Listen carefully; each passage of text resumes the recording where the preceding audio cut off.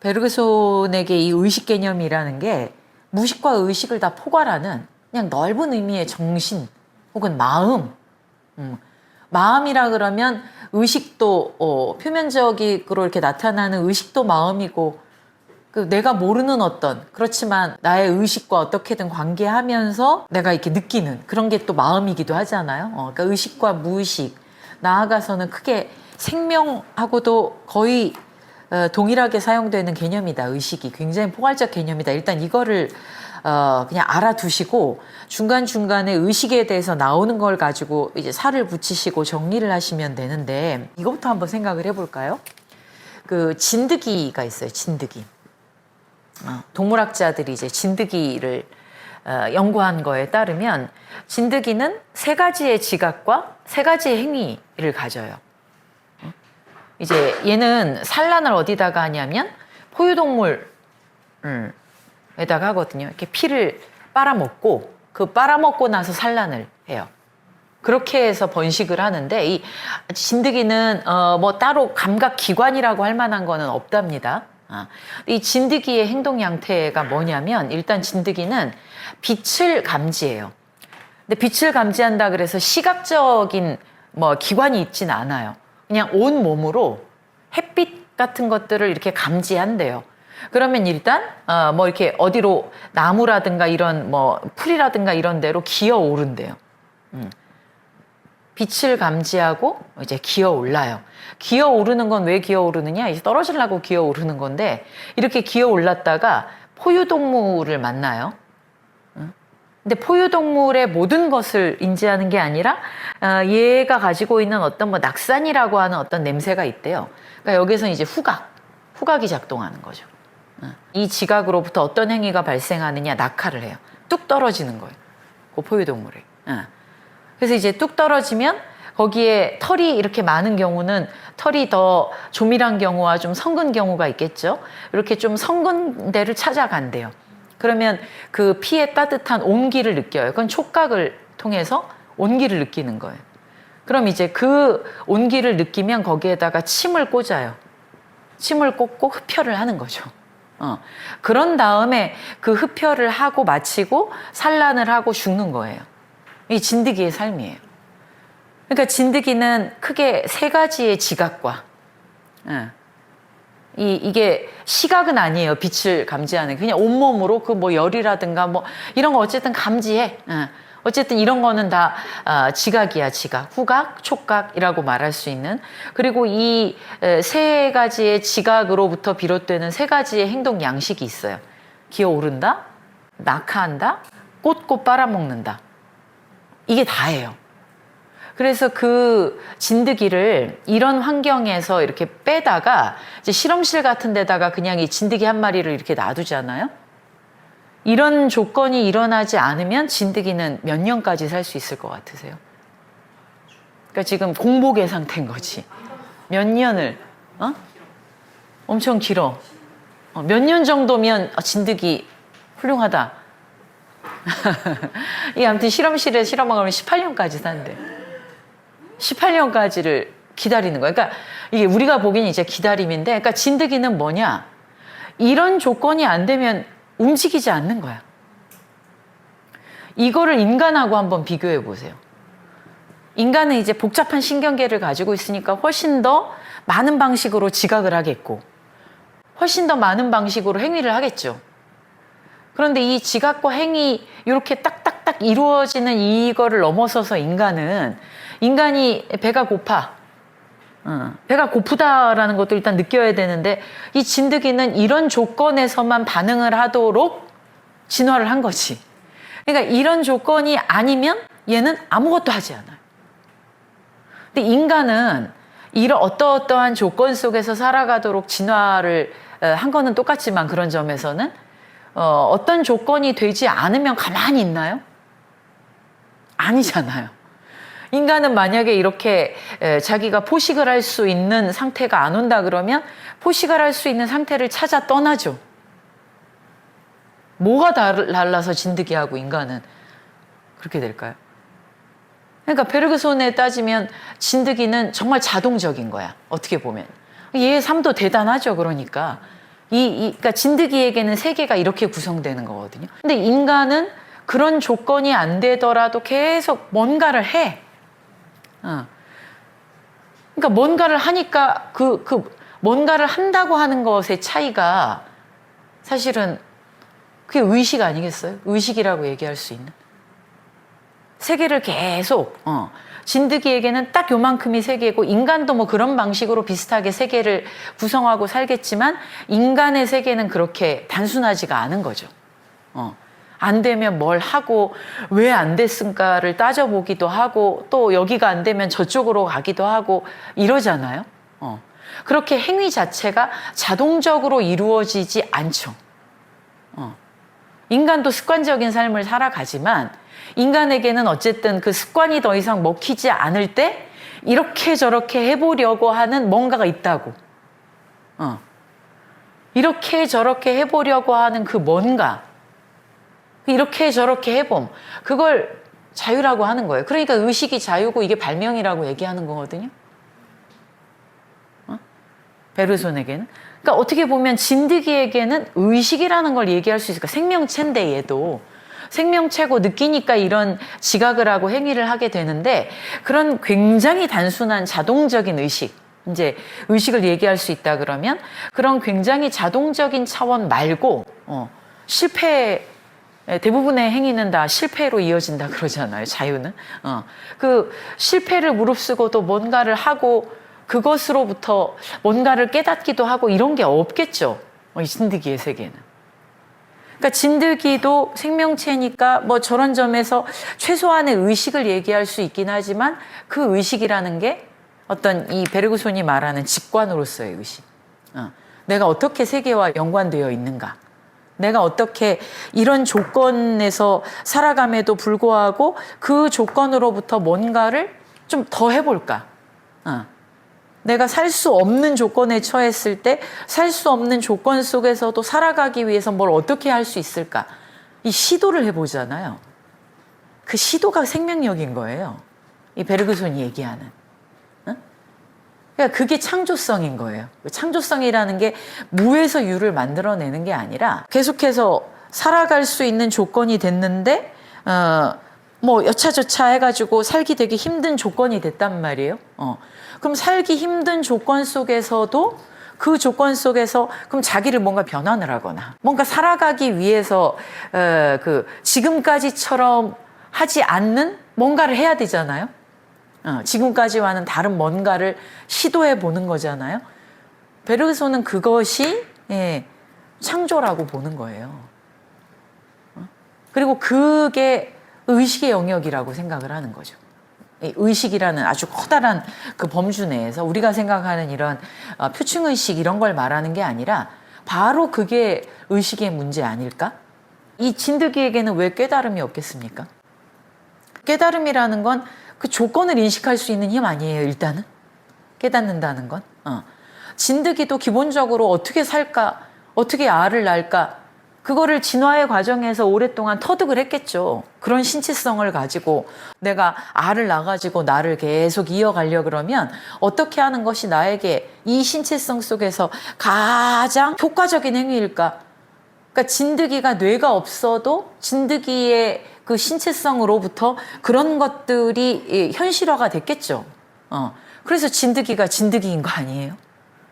진드기가 진드기의 삶을 살아갈 수 있었던 것은 진드기가 그렇게 어떤 조건 속에서 계속 자기를 이어가려고 하는 진드기의 발명이 있었겠지. 근데 진드기는 그걸 발명해서 이런 기가 막힌 우리가 보기에는 이것 외에는 반응을 안 한다는 거는 기가 막힌 건데 어쨌든 이런 기가 막힌 걸 해. 그런 다음에 그냥 거기에 고착돼 버린 거죠. 어쨌든 진드기가 진드기의 저런 행위 양식을 구성할 수 있었던 것은 진드기가 자기의 생명을 가장 잘 펼칠 수 있는 방식을 탐구하는 과정에서 이제 저기에 멈춘 거지. 그런 방식으로 진드기의 삶, 뭐 어떤 포유동물의 삶, 뭐 이런 게 있겠죠. 인간도 그 과정에서 인간의 어떤 삶의 양식을 만들어내는 방식으로 그 노선을 택한 거죠. 그러니까 그게 다 이제 상이한 노선이라 그랬죠.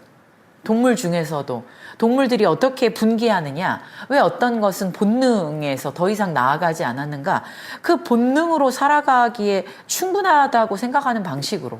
그러니까 뭐 진드기가 뭘 생각하고 의도해서가 아니라 그런 신체를 가지고 살아가는데 그 조건을 자기가 극복할 수 있는 몇 가지가 그 생명체에게는 충분한 거였겠지. 근데 인간의 이 신체는 그런 몇 가지만 극복한다 그래서 살아가기에 충분하지 않았겠죠. 그럼 뭔가를 더 나가야 되겠지. 그러니까 그 오랑우탄에서 인간으로 탁 분기하는 그 지점. 그 분기하는 지점이, 오랑우탄은 자신의 이게 고릴라든 오랑우탄이든 그 유인원들이 힘이 굉장히 세잖아요. 힘이 굉장히 세고 우리보다 훨씬 점프도 잘하고 나무에도 잘 오르고. 근데 인간의 신체는 그렇지가 않지 않습니까? 그러니까 이제 이런 신체성 속에서 계속 살아가려 그러면 어떻게 해야 되는가를 가지고 부딪히는 문제 지점이 다르다고. 그 문제 지점에 대한 해법이 다를 거 아니에요, 그러면? 그러니까 동일한 조건을 문제화하는 방식에 따라서 어떤 종은 동일한 환경 속에서 살아남기도 하고 어떤 종은 죽는 거죠. 그러니까 맨 앞에 나오잖아요. 우리는 다 이 어떤 장애물을 마주하면서 간다고. 그 장애물이라고 얘기하는 것이 그것을 내가 섭취할 것인가 아니면 그것을 피해갈 것인가, 뭔가 행동을 정해야 되는 거잖아요. 어떻게 행동할 것인가의 범위를 정하면서 그거와 마주해야 되는 거죠. 그러니까 우리에게 삶의 조건이라는 건 일종의 장애물처럼 나타난다고 앞에 그건 이미 얘기했었잖아요. 근데 이제 그 장애물을 어떤 방식으로 문제화하는가에 따라서 대응 양식이 정해지는 거죠. 그런 행위에 의해서 이제 어떤 경향성이 생겨나기도 하고, 거꾸로 그런 경향성이 또 행위를 강제하기도 하죠. 그러면서 진화가 이루어지는 거예요. 그래서 어느 정도 거기에 성공을 하면 자동성이 장착이 되겠죠.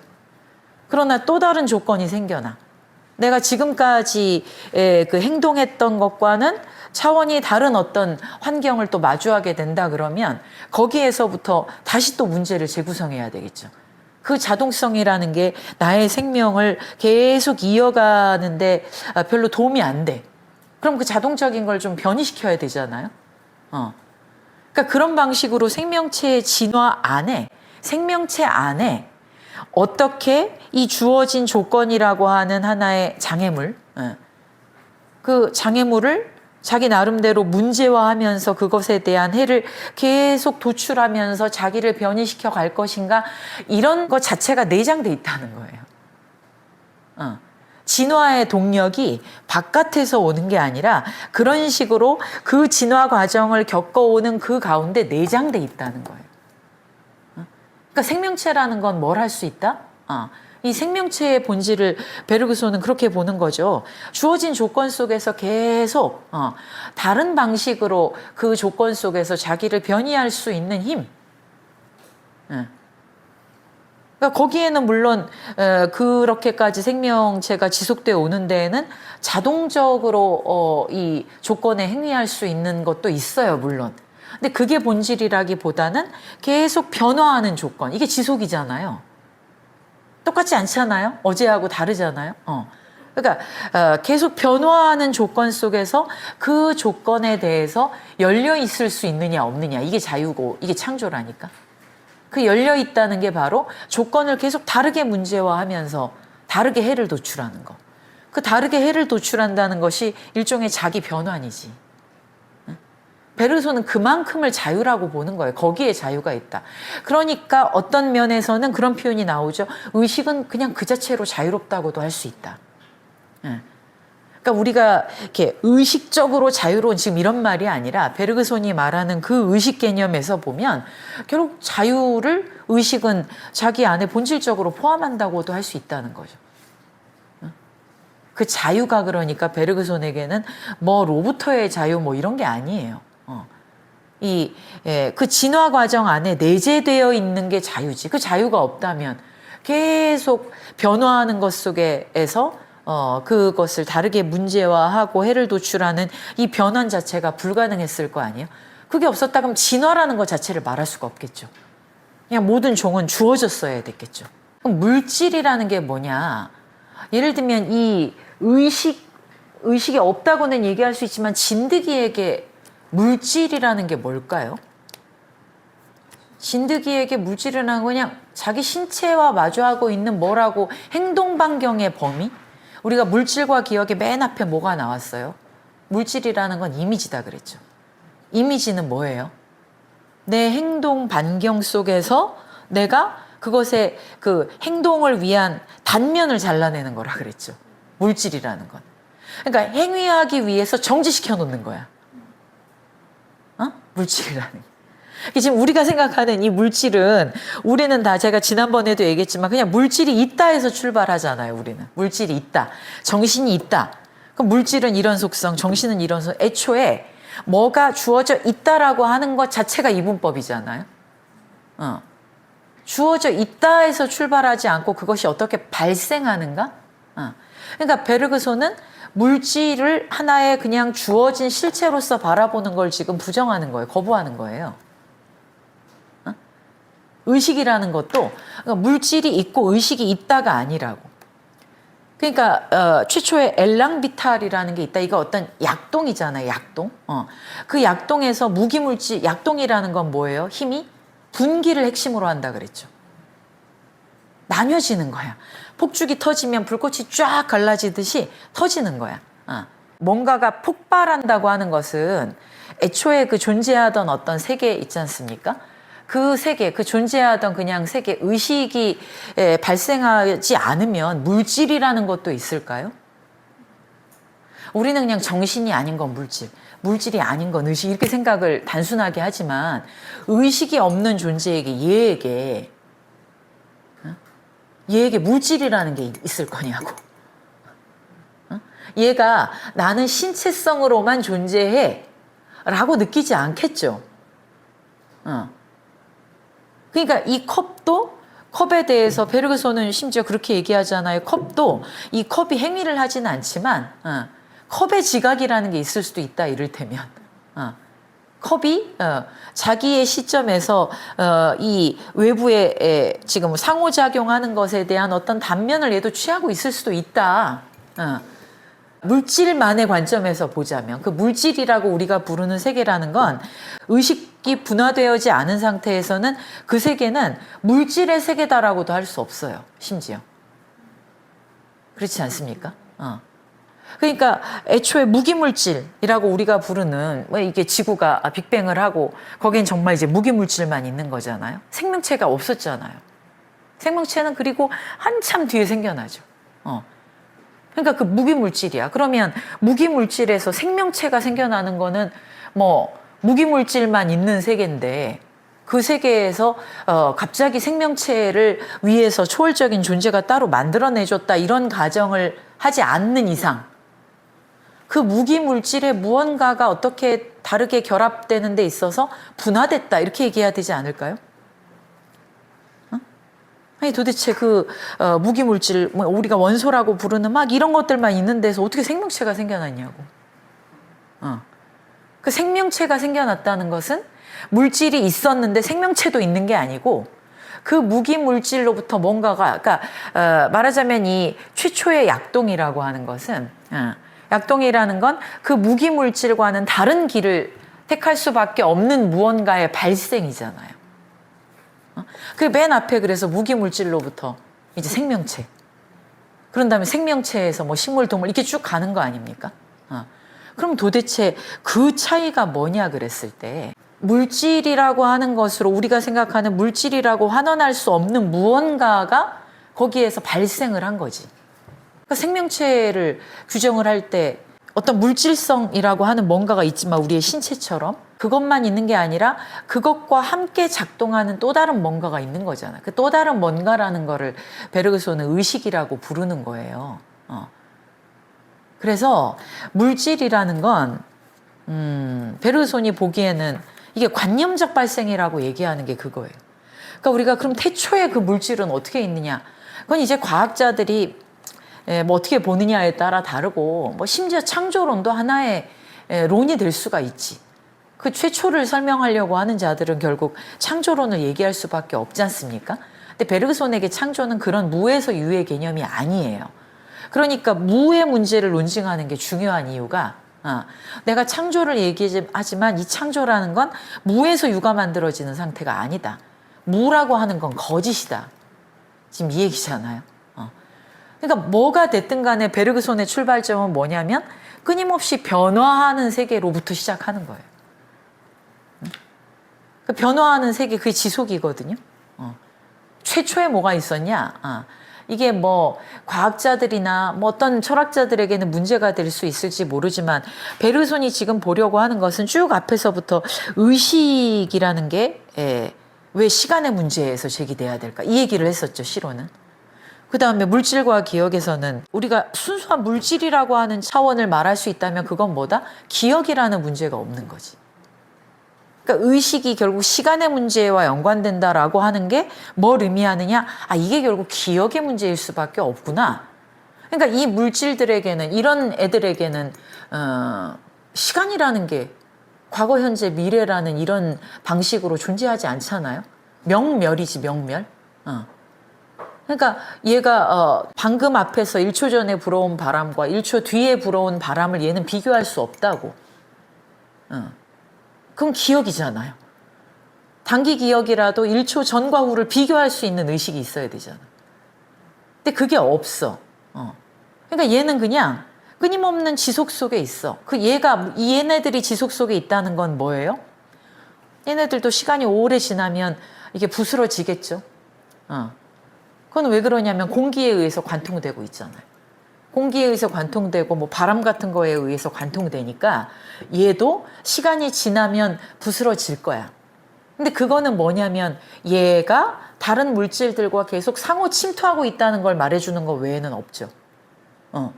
그 서로 상호 침투하면서 쭉 이렇게 간다는 이게 지속이잖아요. 변화한다고 하는 거. 그러니까 지속이 의미하는 거는 뭐냐? 분리되어 있지 않다. 상호 침투한다. 연속적이다. 이게 지속이잖아요. 그러니까 그 거대한 지속만 있는 거야. 지속으로서의 우주야. 말하자면 우주는. 그래서 이런 차원에서 보면 계속 상호 침투하면서 변화를 겪는 그 우주야. 우리는 그런 거를 물질 세계라고 이제 생각을 하죠. 그런데 우리는 그런 변화를 겪는 것으로서만 있는 게 아니라 이제 그 변화에 대한 어떤 표상을 갖잖아요. 그리고 이렇게 얘처럼 명멸하고 끝나는 게 아니라 뭐가 오면 받아들이고 끝 이렇게 하는 게 아니라 받아들인 것이 사라지지 않잖아요. 생명체는. 더군다나 인간이나 동물 같은 건 받아들인 외부의 자극과 관계하는 방식이 사라지는 게 아니라 그것이 어떤 방식으로든 축적이 되죠. 그래서 행동 반경이 이런 물질에 비해서 훨씬 더 능동적인 여지가 생기죠. 피해가야 되겠다.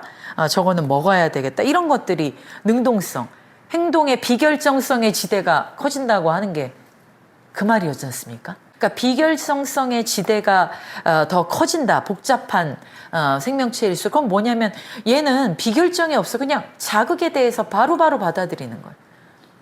얘는 그냥 즉각적 침투당하고 뭐 얘가 또 뭔가에 침투할 수도 있겠죠. 바람이 불어서 날아가면 다른 거를 쳐가지고 그 상태를 바꿀 수도 있다. 그럼 얘도 다른 거에 침투하죠. 바람이 얘에 침투한다는 건 얘도 바람에 침투하는 걸 의미하기도 하고 그런 방식으로 그냥 상호 침투하는 것으로서의 세계 이것만 있다 그러면 우주라는 건 그냥 뭐 그런 것으로서의 변화 자체일 텐데 이제 그 우주 안에 있는 어떤 놈들은 행동을 예측하기도 하고 행동을 보류하기도 하고 이걸 해야 되나 저걸 해야 되나 그러고 이렇게 따지잖아요. 바로바로 즉각적으로 행위하지 않잖아요. 그게 바로 뭐냐면 의식이라는 거예요. 그거. 그러니까 그게 기다릴 줄 알고. 그러니까 진드기도 뭐 의식이 있긴 있는 거예요.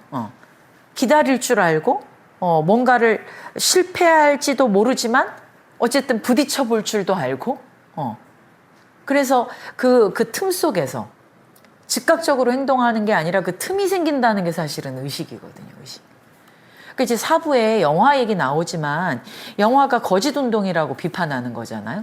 영화는 누차 예를 들었지만 한 컷, 두 컷, 이제 필름 영화에서는 사진이 1초에 24장이 들어가. 1초에 24장이 들어가는데 영화의 본질은 어디 있냐?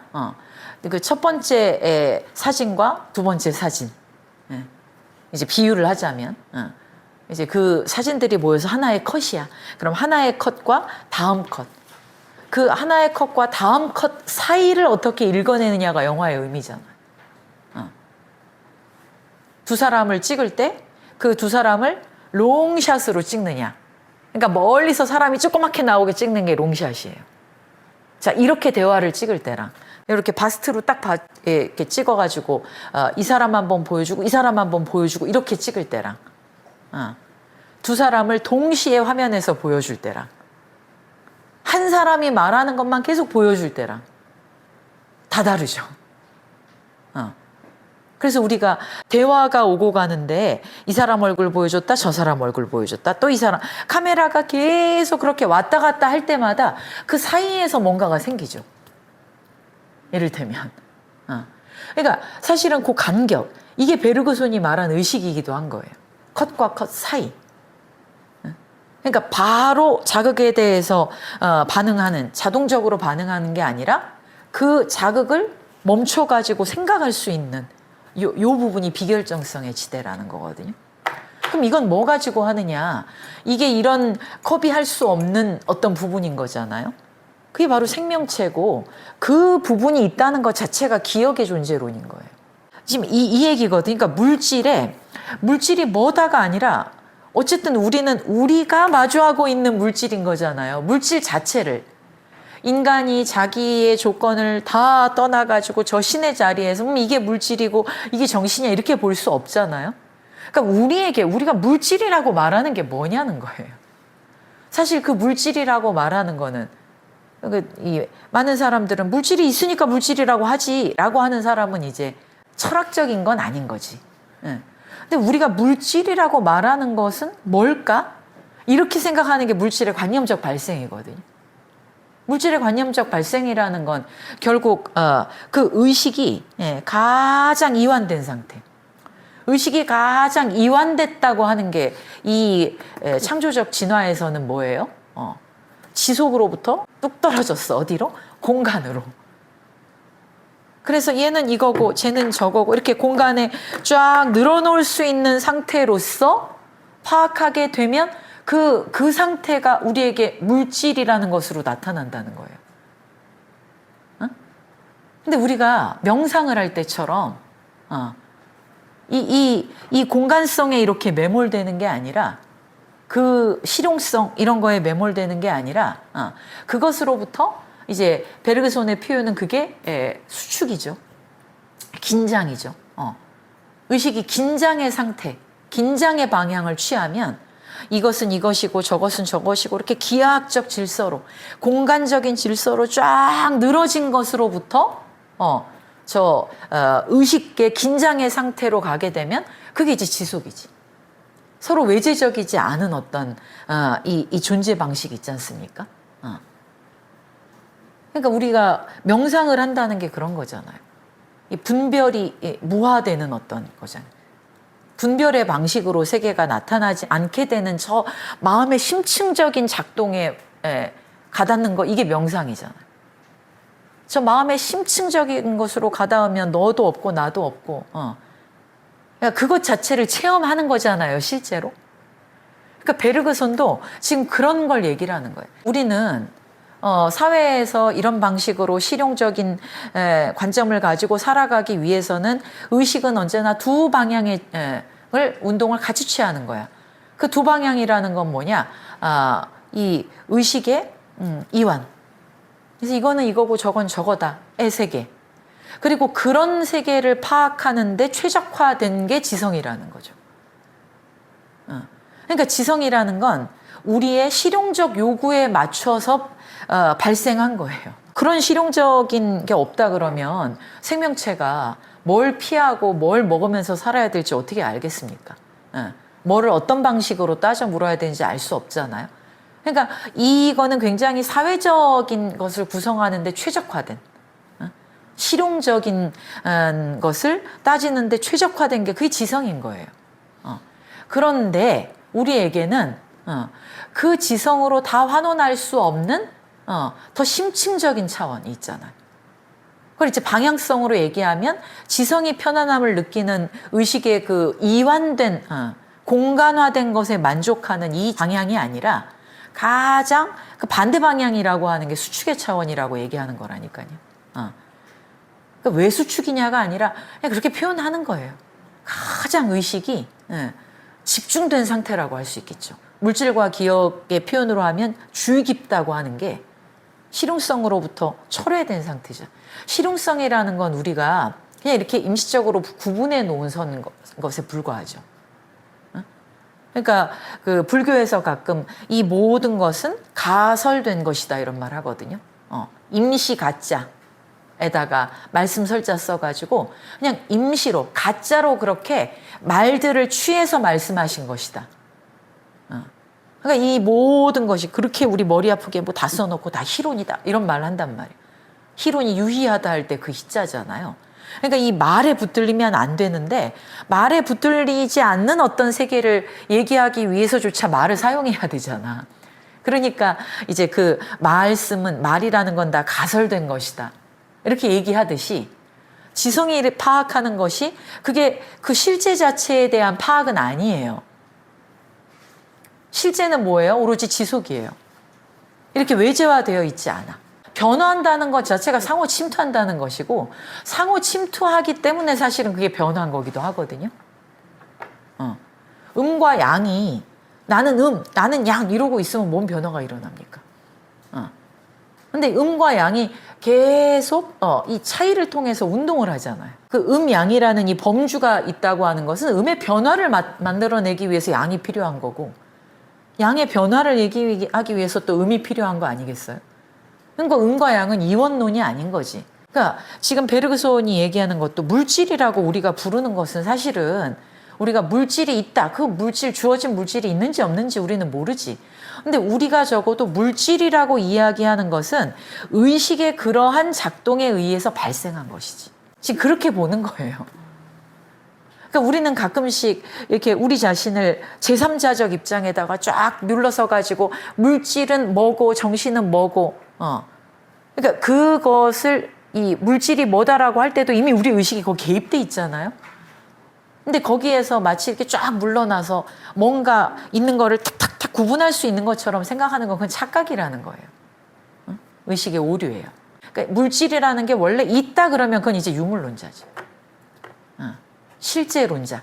그런 것이 그 자체로 우리의 의식보다 먼저 존재한다는 거잖아요. 근데 베르그손은 우리의 의식 이전에 존재하는 물질은 말할 수 없는 거예요. 의식 이전에 물질이 있는지 없는지 어떻게 알아? 그럼 우리가 의식 밖으로 나가야 되는 거잖아요. 근데 의식 밖으로 어떻게 나가? 그러니까 물질의 관념적 발생이라는 이 말을 이해하셔야 되는 거예요. 그래서 앞에서 지금 무질서와 두질서 얘기했잖아요. 무질서는 질서가 없는 게 아니다. 내가 찾는 질서가 아닐 뿐인 거지. 그러니까 무질서와 질서가 있는 게 아니라 두 개의 질서가 있는 거다. 이렇게 얘기하잖아요. 그러니까 그 말이 진짜 맞아요. 무지와 지가 있는 게 아니죠. 다른 지가 있는 거죠. 우리가 너무 무지해라는 사람은 무지라는 상태를 갖고 있는 게 아니라 그의 아주 고집스러운 침투당하지 않는 알매 상태를 견지하고 있는 게 무지겠지.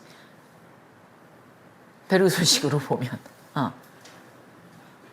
그러니까 그런 것일 뿐인 거지 나는 무지해.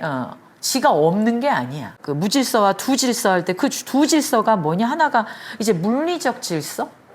그러니까 물리적 질서라고 말할 수 있는 것은 다른 게 아니라 그냥 자동적이야. 그러니까 힘에 의해서 여기는 여전히 뉴턴 역학이 작동하는 세계인 거지. 10의 힘을 받으면 10의 힘으로 출력되는 그런 세계 있잖아요. 계산 가능하고 예견 가능한 그런 것으로서의 어떤 세계라고 우리가 부르는 게 일종의 물리적 질서 같은 자동적 질서겠죠. 이 질서라는 것도 그러니까 우리의 의식이 취하는 어떤 두 가지의 방향인 거지. 근데 또 하나의 질서는 뭐냐? 기하학의 질서에 들어맞지 않는 입력값과 출력값이 일치하고 그게 이렇게 탁탁 조작 가능하고 예견 가능한 이런 질서가 아닌 변화 속에 계속 열려 있는 변화 속에서 변화와 더불어서 계속 자기 자신을 변환해 가는 그거는 저 기하학적 질서 입장에서 무질서 아니에요? 그렇죠? 그러니까 뭔가를 배울 때 배우면서 갑자기 자기가 지금까지 알고 있던 게 막 흔들려.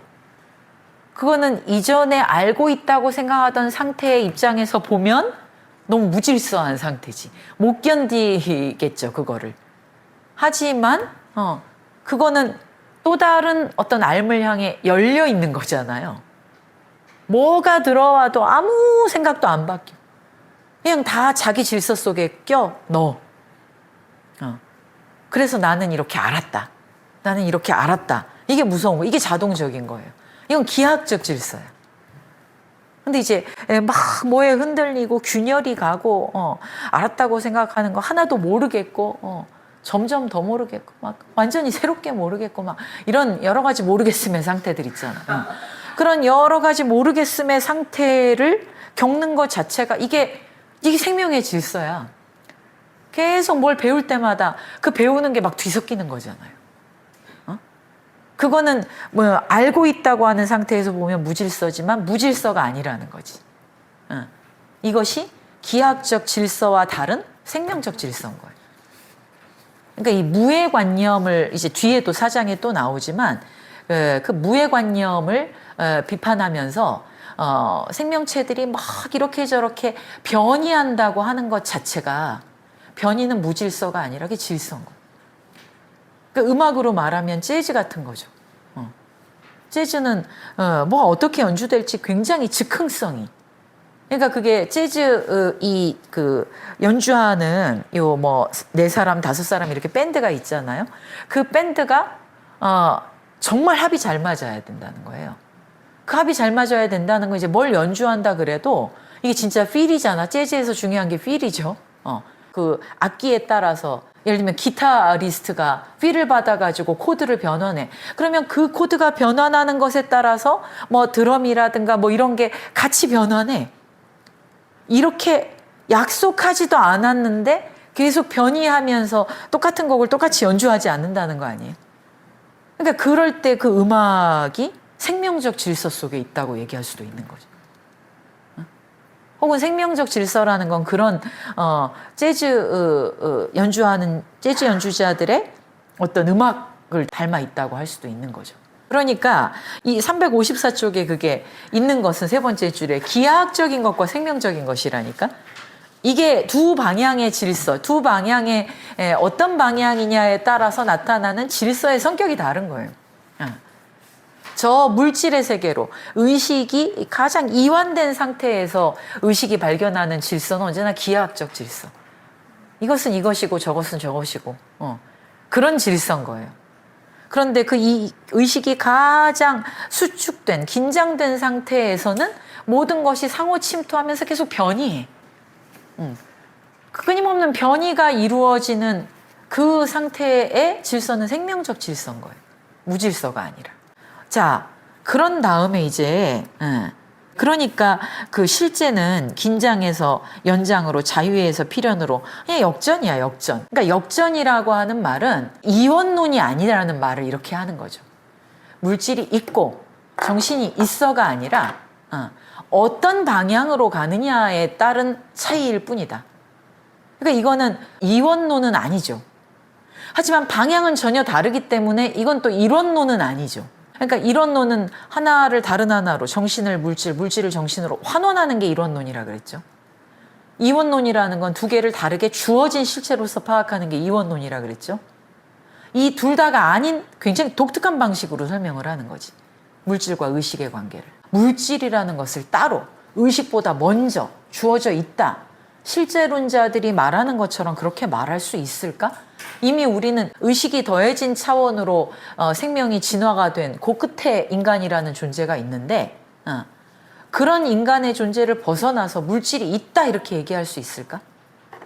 그러니까 물질이 우리에게 어떤 방식으로 발생하느냐.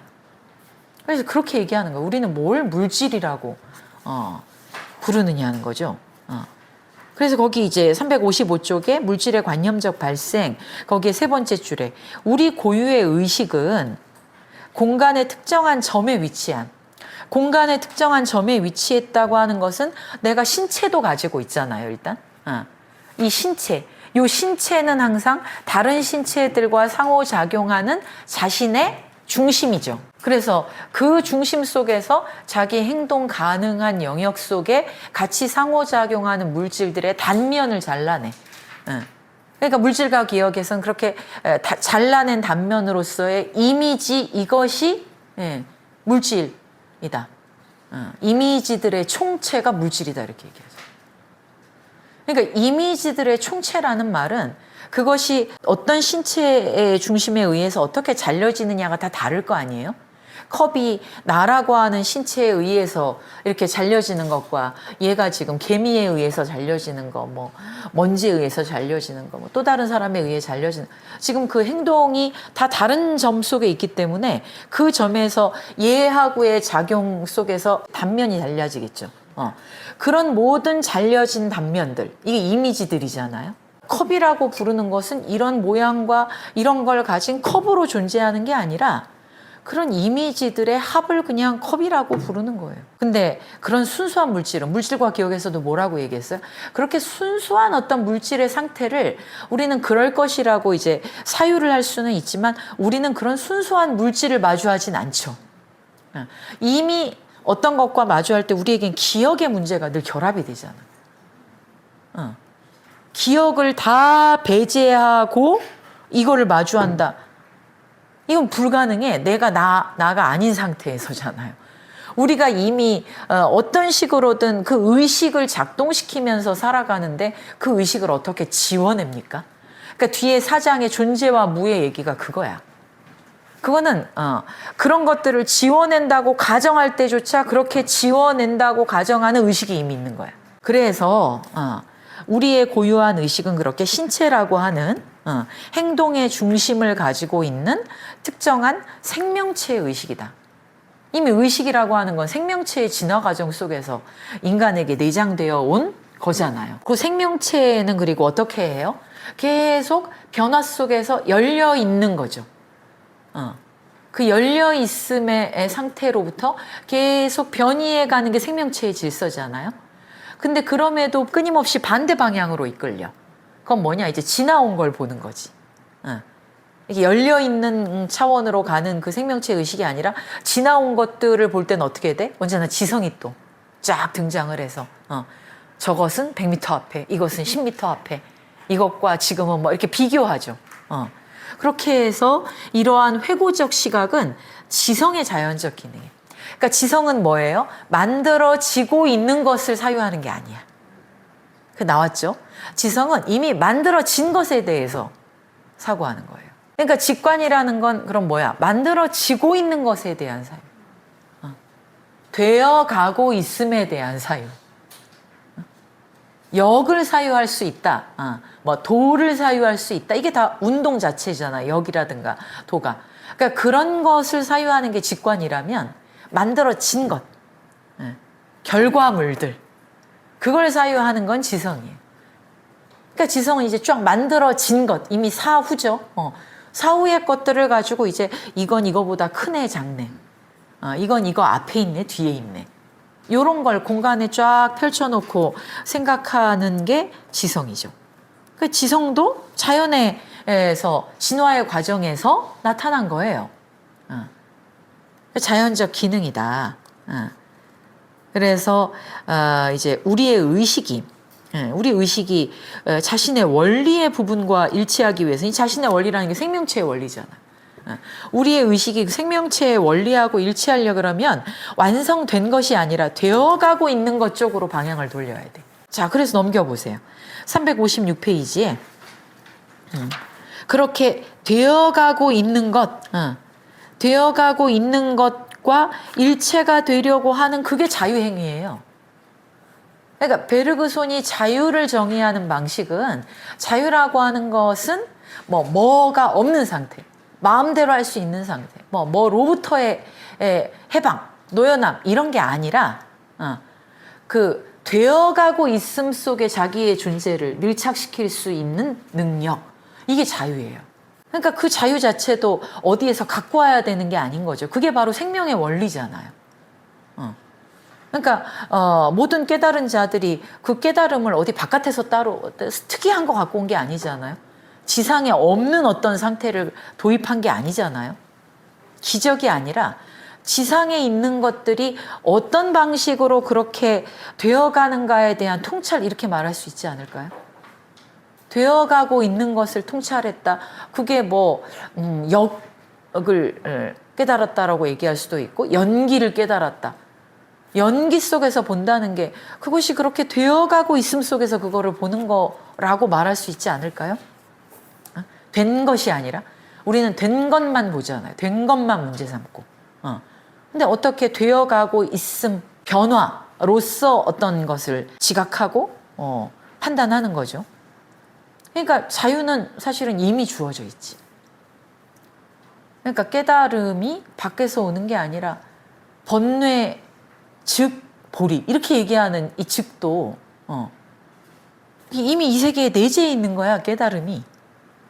그런 거지 어디에서 갖고 와야 되는 게 아닌 거죠. 그러니까 자유도 그런 점에서 이미 의식에 내재해 있다고 보는 거예요. 이 생명의 원리에 우리를 일치시킬수록 우리는 자유 자체가 되는 거예요. 자유를 갖고 오는 게 아니고. 356페이지 다시 앞에 이 자유행위 속에서 우리의 전존재를 앞으로 던지면서 긴장할 때, 되어감 속에서 우리가 직과 속에서 어떤 것을 통찰할 때, 이 말인 거죠. 우리는 이게 지금 이제 안 된다는 거잖아요. 너무 자동성에 매몰돼 있다는 거잖아요. 그러니까 자동성에 매몰되어 있는 것으로부터 이제 어떤 훈련을 해야 이게 가능하겠지만, 어쨌든 그런 자유행위 속에서 전존재를 앞으로 던지면서 긴장할 때 우리는 동기와 동력에 대해 다소간 명확한 의식을 갖는다. 이때 동기와 동력이라고 하는 것을 착각하시면 안 돼요. 이때 동기와 동력은 뭐예요? 생명의 원리를 말하는 거예요. 내가 어떻게 행동한다라고 하는 것 자체가 이런 모든 되어감 속에서 침투되는 거구나. 그걸 의식하게 될 수 있는 거죠. 심지어 엄밀히 말해 그것들이 행동으로 조직화되는 생성의 과정도 얼마간 의식하지만 어쨌건 이게 그 흐름은 우리가 그렇게 명확하게 느끼기가 되게 어려운 거지. 그럼에도 불구하고 어쨌든 이럴 때 우리는 나를 추동하는 것이 무엇인가? 그 힘이로구나. 이렇게 알게 돼. 내가 내 힘으로 사는 게 아니라 내가 모든 것들의 힘에 의해 이렇게 사라지는구나. 이렇게 알게 된다는 거예요. 느끼기가 어렵지. 또 356페이지 중간 정도에 보면, 그래서 철학의 한 지속적인 체계에서 적어도 그 일부가 직관에 의해 생기를 얻지 않은 경우는 존재하지 않는다. 그게 바로 직관이야. 직관으로서의 의식이에요. 그러니까 의식이 취하는 두 방향에 따라서 지성의 방향이 있고 직관의 방향이 있는 거죠. 철학이란 그 직관에 기대고 있다는 거고. 자, 일단 그래도 좀 쉽시다. 30분에 다시 시작할까요?